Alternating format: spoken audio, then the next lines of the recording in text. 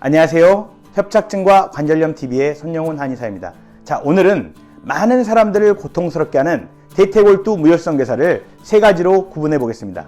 대퇴골두 무혈성 괴사를 구분하는 방법이 여러 가지가 있을 수 있는데요. 대부분 1기, 2기, 3기, 4기 이를 구분하죠. 이를 구분한 것은 뼈가 괴사되고 뼈가 함몰돼가는 과정에 따라서 그렇게 구분을 하는 건데요. 오늘은 증상에 따라서, 통증의 원인에 따라서 세 가지로 한번 구분해 보도록 하겠습니다. 첫 번째는 염증기의 대퇴골두 무혈성 괴사, 두 번째는 유착기의 대퇴골두 무혈성 괴사, 세 번째는 미세골절기의 대퇴골두 무혈성 괴사인데요. 왜 이렇게 세 가지로 구분하냐? 바로 이 세 가지가 대퇴골두 무혈성 괴사의 각각의 통증의 원인이 되기 때문에 이 어떤 원인인지를 정확히 찾으면 그것에 맞춰서 대응하고 해결해 갈 수 있는 것이죠. 그래서 실제적인 치료와 생활 관리에 있어서 매우 중요하다, 이렇게 세 가지로 구분하는 게. 그래서 오늘은 이렇게 세 가지로 한번 구분해서 설명해 보도록 하겠습니다. 자, 대퇴골두 무혈성 괴사 환자분들이 오셔가지고 여러 가지 증상을 이야기하십니다. 자, 여러분은 이러한 증상 중에 어떤 증상에 속하는지 한번 봐보십시오. 대퇴골두 무혈성 괴사 환자인데 4주 이내에 극심한 통증이 시작됐다. 그 전에는 별로 통증이 없었어요. 그런데 최근 들어서 4주 이내에 극심한 통증이, 아주 극심한 통증이 시작됐다.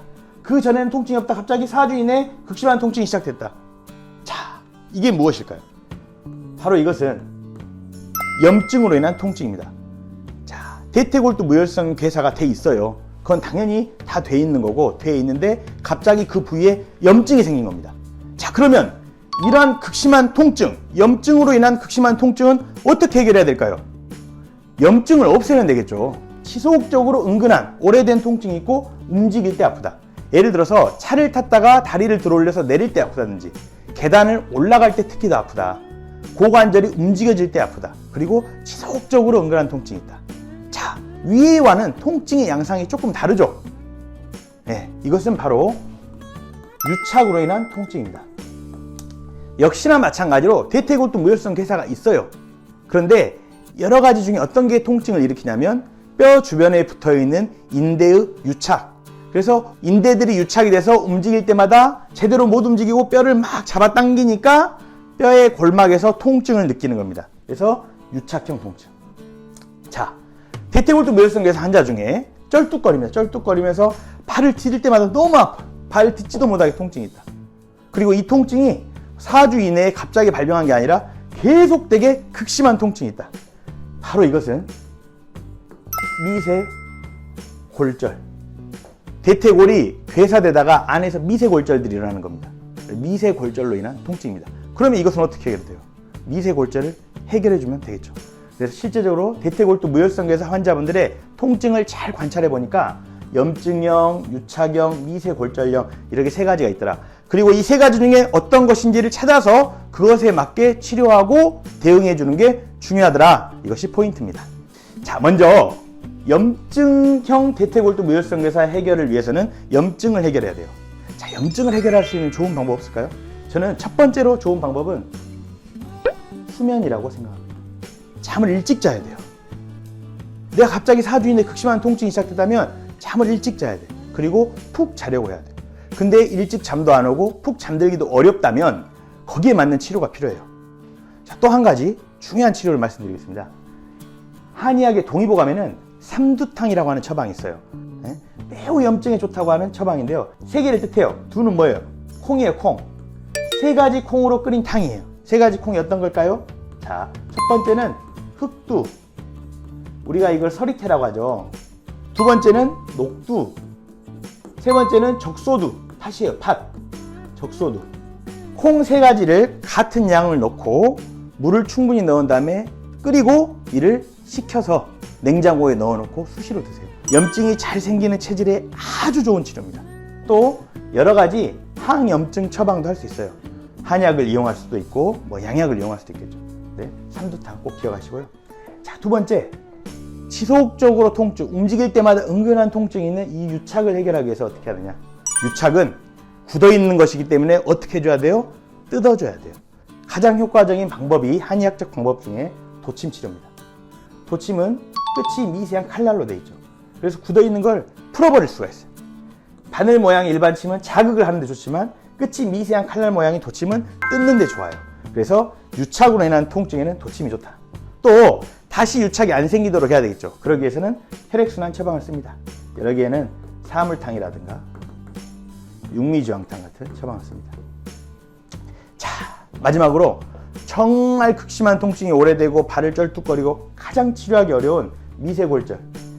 사실은 이 단계까지 안 가도록 염증 단계나 유착 단계에서 잘 치료하는 게 중요하다고 생각합니다. 그런데 이 단계가 나타났다. 또 이 단계까지 가버렸다. 그러면 대부분 수술을 하게 되는데요. 저는 그 전에 한번 녹각을 많이 드셔보시면 좋겠다 이런 생각이 들어요. 왜 이런 생각이 드냐면 이 녹각이라고 하는 거는 뼈를 강하게 하는 성분이 아주 많거든요. 그래서 제가 골다공증 환자분들한테도 녹각을 써보면 아주 좋은 결과를 얻을 때가 있더라고요. 그래서 녹각으로 된 어떤 거든지 녹각을 많이 고우고 많이 우리면 좋겠죠. 녹각을 많이 드시면 좋겠다. 또 식품으로 녹각 섭취가 어려우면 한의원 처방을 통해서 녹각이 들어간 한약 처방을 할 수 있겠다. 자, 염증, 유착, 미세골절 잘 이해되시죠? 자, 대퇴골두 무혈성에서 환자분들을 보니까 처음에는 염증형이 많아요. 그러다가 유착형으로 발전하고 마지막에 가서는 미세골절형 통증으로 발전하는 것 같아요. 이 단계까지 가버리면 치료가 매우 어려운 것 같아요. 그래서 염증형이나 유착형일 때 잘 치료하는 게 중요하고 미세골절로 가지 않도록 이때부터 녹각 같은 거를 지속적으로 먹어주는 게 좋겠죠. 제 생각은 그렇습니다.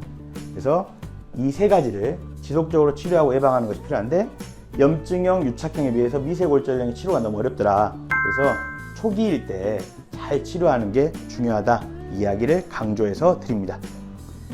자, 그러면 꼭 한의원이라든가 병원을 통한 치료가 아니라 집에서 생활 속에서 대퇴골두 무혈성 괴사를 관리하고 극복할 수 있는 방법은 무엇이 있을까요? 자, 염증형이 있고 유착형이 있고 미세골절형이 있다 그랬어요. 염증이 잘 발생하지 않도록 하기 위해서 아까 뭐라 그랬죠? 수면 가장 중요합니다. 그래서 11시 이전에 주무셔야 합니다. 그다음에 깊게 주무셔야 됩니다. 잠을 자기 전에 30분 전에는 스마트폰 하지 않으셔야 됩니다. 빛의 간섭이 있게 되면 깊게 잠을 자지 못합니다. 꼭 기억하셔야 합니다. 자, 나는 새벽 3시에 자서 아침 11시까지 충분히 자는데 그럼 괜찮지 않냐?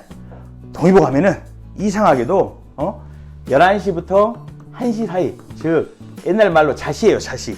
이 자시에 잠이 들어있어야 그게 충분한 잠이다 이렇게 이야기했어요. 그런데 많은 후대의 연구에 따르면 이 시간에 잠들어 있을 때가 인체에 가장 좋은 호르몬들이 나온다 이런 이야기를 하더라고요. 그래서 대퇴골두 무혈성 괴사는 시급한 병이기 때문에 꼭 11시 이전에 수면에 들도록 하십시오. 자, 두 번째, 유착이 잘 발생하지 않도록 어떻게 하느냐? 발끝치기라는 게 있어요. 발끝치기. 발끝치기는 발 뒤꿈치를 붙이고 발의 앞을 툭툭 치는 거예요. 그러니까 잠을 자기 전에 반드시 누워서 발끝치기를 하시면 돼요. 몇 개를 해야 되냐? 300개. 예, 3분밖에 안 걸립니다. 3분밖에 안 걸립니다. 그래서 잠을 자기 전에 발끝치기를 하십시오. 자, 두 번째로는 맨발 걷기가 있어요. 정말 좋은 운동이죠. 맨발로 땅이든 집 앞에 있는 아스팔트든 집 앞에 있는 콘크리트든 맨발로 걸으세요. 많은 분들이 물어보세요. 집에서 지압하는 누구 자극을 주면 안 되냐? 그것보다 맨발 걷기를 하게 되면 지압적인 효과뿐만 아니라 발의 근막이 운동되는 효과가 있고 또 땅과의 접촉을 통해서 몸이 중성화되는 그런 의미도 있습니다. 그래서 단순히 집에서 지압을 하는 것 이상의 그런 의미들이 있기 때문에 꼭 밖에서 맨발로 하루에 30분씩만 꼭 걸으십시오. 땅이 아니어도 좋습니다. 땅이면 가장 좋죠. 하지만 집 앞에 콘크리트가 있다 또는 시멘트가 있다. 그래서 멀리 가기 힘들기 때문에 거기서 해야 된다. 거기서라도 하십시오. 그래도 효과가 있습니다. 맨발 걷기 기억하셔야 됩니다. 뼈가 튼튼해지도록 하기 위해서 어떻게 해야 될까요? 뼈가 튼튼해지도록 하기 위해서는 고관절에 일정의 하중이 실리는 운동을 많이 해야 돼요. 그런데 아까 말씀드렸듯이 뼈가 튼튼해지도록 이미 미세골절이 왔는데 그때는 치료가 매우 어렵습니다. 그래서 오기 전에 이런 운동을 많이 해야죠. 스쿼트, 또 엉덩이 운동. 자, 그리고 제일 중요한 거, 햇볕을 쐬면서 걸으십시오. 햇볕이 뼈를 튼튼하게 하는데 아주 좋습니다. 햇볕을 쐬면서 걸으십시오.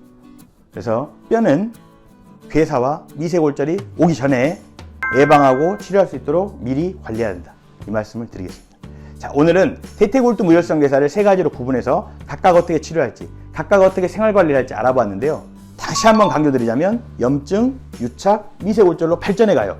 미세골절까지 가버리면 정말 치료가 어렵습니다. 그렇기 때문에 염증기일 때, 유착기일 때, 초기일 때 대퇴골두 무혈성 괴사를 잘 치료해야 한다. 대퇴골두 무혈성 괴사는 잘 치료하고 관리해야 한다. 안 그러면 정말 큰일 날 수 있는 병이다. 자, 오늘 강의는 이만 마치도록 하겠습니다. 감사합니다.